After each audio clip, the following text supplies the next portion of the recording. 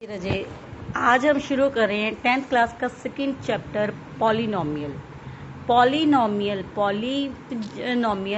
जो आपने पढ़े हुए हैं, having the sum variable and symbol of ये इक्वेशन टाइप होती हैं। आपने 9th में पढ़ा था मोनोमियल। मोनोमियल का मतलब ये रजे जहाँ पे सिंगल टर्म लाइज करती है, सिर्फ जैसे x square, Y square, Z square, कुछ भी हो सकता है, या ए बी सी कुछ भी। बाइनोमियल का सिंपल मतलब था जहाँ पे सिंगल साइन आ जाए, टू टर्म्स हो, ठीक है, एक्स प्लस वाई की फॉर्म हो, ए माइनस बी की फॉर्म हो, या ए प्लस बी की फॉर्म हो, कुछ भी। और उसके साथ ट्राइनोमियल जिसमें 3 टर्म्स थी, जैसे A plus B plus C आ जाए, या X square Y square Z square आ जाए, X minus Y minus Z आ जाए, कुछ भी।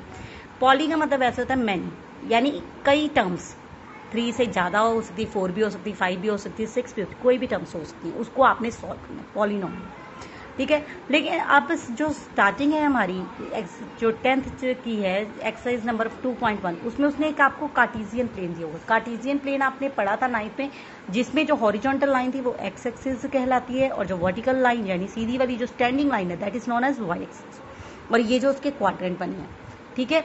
अब हमने इस कार्टेशियन प्लेन को नहीं इस बार अभी समझना, ये हमें 3rd चैप्टर में जरूरत पड़ेगी, फिर आपको बताएंगे।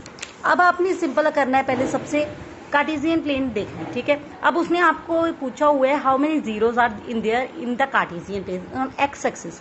सिर्फ हमने देखना है एक्स एक्सिस पे कितने जीरोस हैं।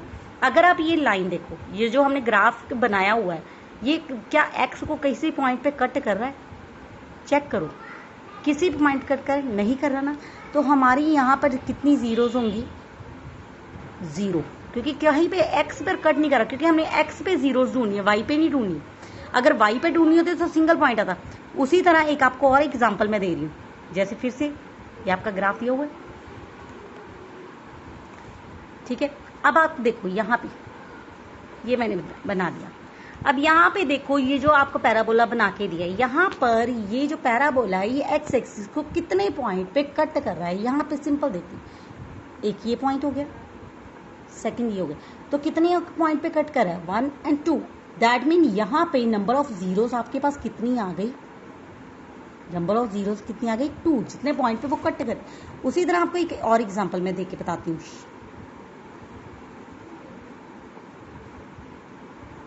X dash, X Y, Y dash, यहाँ पे आ गया 0। अब मान लो जो आपका पैराबोला है, जो आपका है वो इस फॉर्म में, अब आप काउंट करो कि ये जो लाइन पैराबोला बनाई है कितने पॉइंट पे कट कर रहा है? 1, दैट 1, 2, 3। सिर्फ हमने एक्स वाली लाइन पे देखना, हॉरिजॉन्टल लाइन पे, वर्टिकल लाइन पे नहीं हमने देखना कितने पॉइंट पे कर रहा है, क्योंकि उसने एक्स एक्सिस पे नंबर ऑफ जीरोस पूछी हैं। पी एक्स यानी कितनी जीरो है? पी एक्स, इसके कितने जीरोस हैं? तो इसकी कितनी आ गई? 3, तो नंबर ऑफ जीरोस है 3। तो आपकी पहली जो एक्सरसाइज है वो इसी टाइप से है। यहाँ पे मेरे ख्याल से आपको कोई प्रॉब्लम नहीं आनी चाहिए। अगली जो एक्सरसाइज आपकी आती है एक्सरसाइज 2.2 में उसने आपको पूछा हुआ है find the number of zeros in the x axis in the quadratic equation in the x axis and verify the result with the coefficient. उसके कोफिशिएंट के साथ आपने रिजल्ट को वेरीफाई करना है। जैसे आपके पास है x square minus 1x minus 12। Let's suppose हमारे पास ये क्वाड्रेटिक इक्वेशन दी है, तो यहाँ से आपके number of zeros find out करना। अब यहाँ पे ग्राफ तो नहीं हम बनाएंगे, ना ही जीरोस पुट कर करके चेक करेंगे, क्योंकि ट्रायल एंड एरर का मेथड थोड़ी हम लगाएंगे। और एक बात और आपको मैंने बताने चाह रही थी, याद रखना बेटा, कि अगर कोई आपसे पूछे कि इस इक्वेशन में कितनी जीरोस हैं, बिना आपने सॉल्व किए बताना है इसमें कितनी जीरोस होंगी, तो वो हम सिंपल बताएंगे। इस इक्वेशन पे पहले डिग्री देखेंगे। डिग्री का मतलब होता है जो आपकी इक्वेशन की हाईएस्ट पावर है।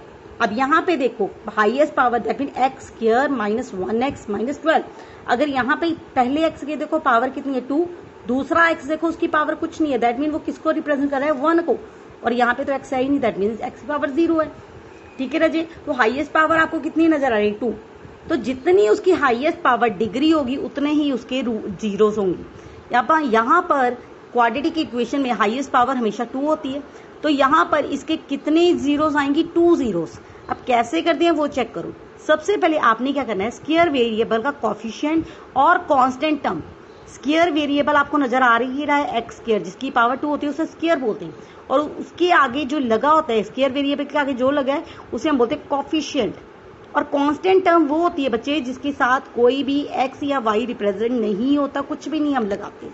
ठीक है बेटा, तो आपने इसके कोफिशिएंट को, अब आप कहोगे मैम इसके आगे तो कोई कोफिशिएंट ही नहीं है, तो अगर कोफिशिएंट नहीं है बच्चे तो उसके कोफिशिएंट क्या होता है, 1 होता है। तो सबसे पहले 1 और कांस्टेंट टर्म आपकी क्या है 12, इन दोनों को पहले मल्टीप्लाई कर लो।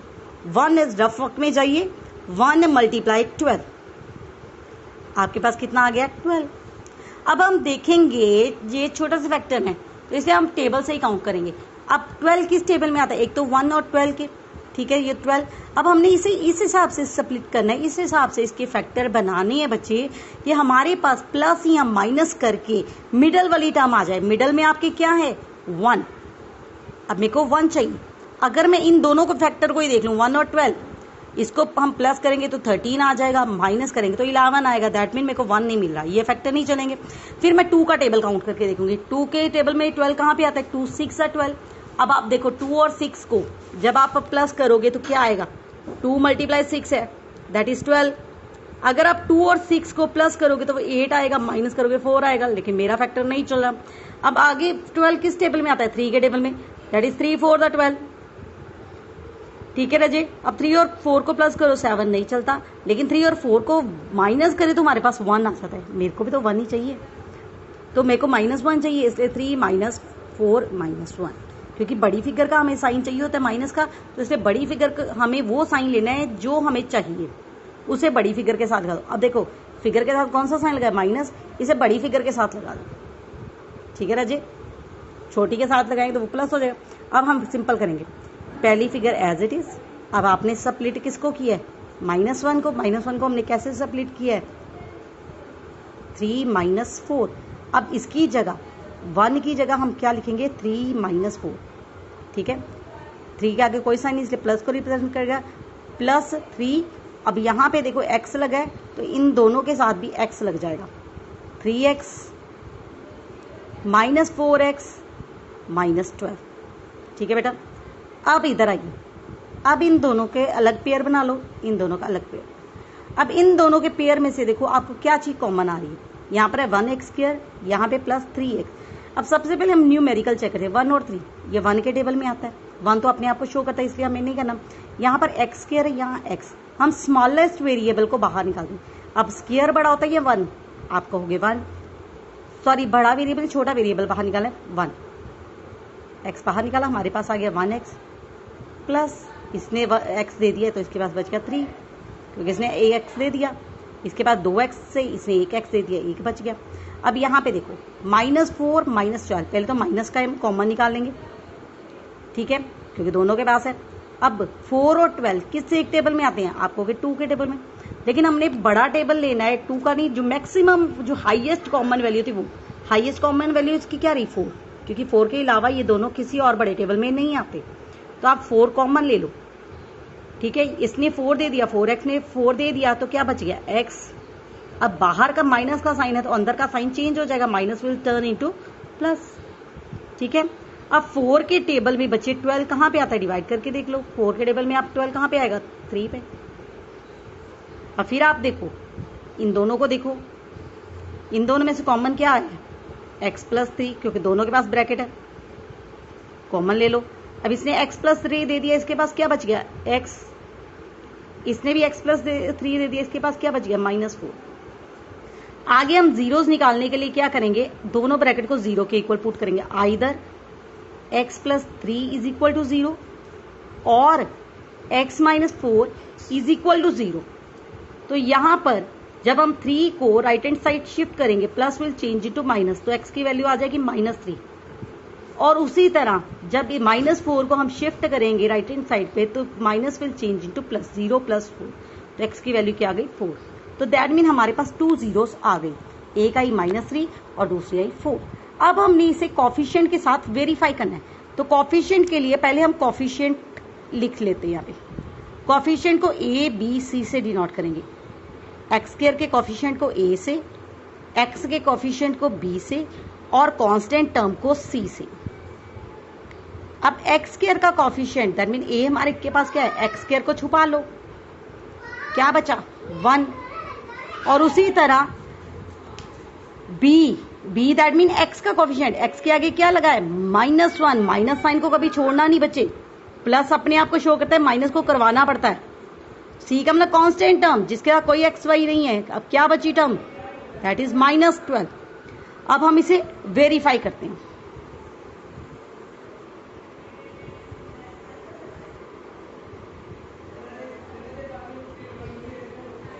सबसे पहले आप दो तरीके से करेंगे, क्योंकि ये सम प्रोडक्ट मेथड है, तो इसे जो फैक्टर होते हैं उसे सम प्रोडक्ट बोलते हैं, इसलिए हम लोग सबसे पहले क्या करेंगे, sum of zeros according to coefficient और दूसरा अकॉर्डिंग टू जीरोस। कोफिशिएंट आपके पास क्या है, ए बी सी, और जीरोस क्या है -3 और 4। अब sum of zeros according to coefficient हमारा फार्मूला होता है -b/a। अब माइनस साइन, माइनस पहले लगा दिया, ये वाला माइनस। अब b की वैल्यू आपके पास क्या है -1 ओवर a की वैल्यू क्या आपकी 1, तो हमारे पास कितना आ गया 1। ठीक है, फिर आता है अकॉर्डिंग टू जीरोस। अब जीरोस का सम ऑफ जीरोस करना है, सम का मतलब प्लस, -3 + 4, सम का मतलब प्लस होता है ना, तो कितना आएगा 1। अब देखो इक्वल आ रहे हैं, ठीक है, ये यहां वेरीफाई हो गया। अब दूसरा हम करेंगे product of zeros. Product of zero का फार्मूला होता है हमारा c/a। अब हमारा कोफिशिएंट क्या है c, -12 ओवर a क्या है हमारा 1, तो हमारे पास सॉल्व करके कितना आ गया -12। अब यहाँ पे प्रोडक्ट करेंगे, सिंपल प्रोडक्ट का मतलब मल्टीप्लाई, -3 × 4 कितना आ गया -12। अगर आप ये देखो, ये भी दोनों इक्वल आ गए, हैंस वेरीफाइड। तो आपका जीरोस कौन सी आ गई, देयरफॉर जीरोस आर कितनी आ गई -3 और 4। आई होप आपको ये समझ आ गया होगा। बाकी बच्चे हम लोग कल फिर से क्लास लेंगे, कल से फिर से मैं आपको कराऊंगी। अगर आप मैथ समझना चाहते हैं स्टेप बाय स्टेप, तो मेरे इस चैनल को जरूर सब्सक्राइब करें, ताकि आपको कहीं भी गलती ना लगे। और आपको हर रोज मैं इसी तरह मैथ्स कराऊंगी, एक एक सम, ताकि आप बोर्ड के एग्जाम के लिए तैयार हो जाओ। अगर आप कहीं भी नहीं जाते, आप घर में बैठ के पढ़ना चाहते हो, तो मेरा चैनल जरूर सब्सक्राइब करें। थैंक यू बेटा, फिर मिलते हैं कल सेम टाइम, बाय।